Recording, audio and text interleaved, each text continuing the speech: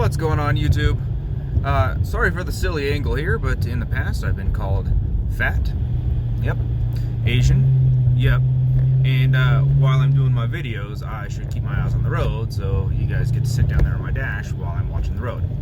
Anyways, it's been a while since I've actually done a 0 to 60 video. I'm on my way back. I went way out east out in the country here to where I had some open room and open county road with appropriate speed limits to reach 60 miles an hour. Last year I posted a photo of the EVIC splash showing that I pulled a 3.6 second 0 to 60. Many of you accepted it for what it was and you know, applauded me for pulling that speed in a 5.7 liter stock bottom end all-wheel drive Charger.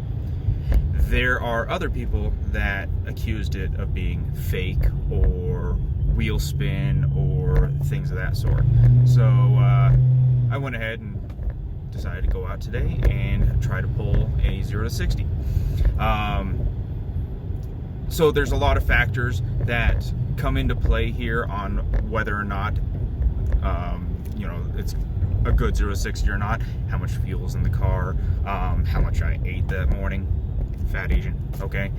So I ate all my kimchi and whatnot, whatever you want to call it. But there's those factors, plus the density, altitude, you know, temperature outside, what is the humidity, and all that other sort of stuff. So I figured I'd just give it a shot and just go out there and do one quick 0 to 60 just to put the naysayers to rest. So here is the video of the 0 to 60. All right, it's been a while since I've done one, so let's see.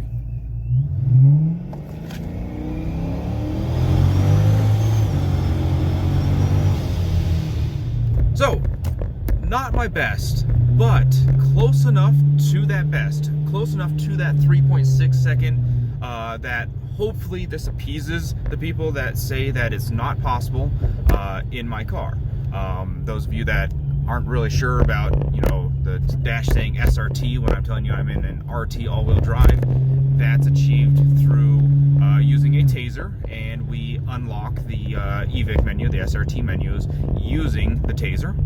And at no point am I claiming that this 3.6 second, or this time a 3.7 second, sorry, I'm making a turn, you can't see me, this 3.7 second 0 to 60 is definitively that time, because these timers are not exact. They are estimates. So I mean, if I were to decide to get something exact, I'd use a GPS 0 to 60 timer, GTEC or whatever the heck they're called. But you know, ultimately what it comes down to, it doesn't matter. To build a car to do Hellcat power in a 5.7 all-wheel drive platform, I wanted an all-wheel drive Hellcat.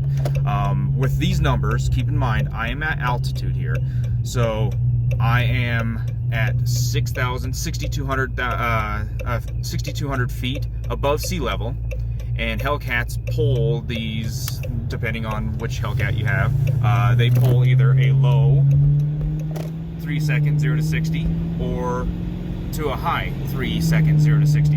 Again, it really depends, and those are all ideal conditions on a track prep surface so they can have traction at sea level.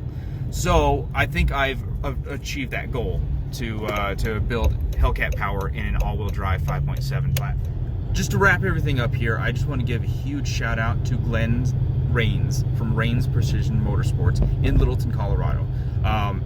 When I started this journey in building this car, I really didn't know what I was getting into.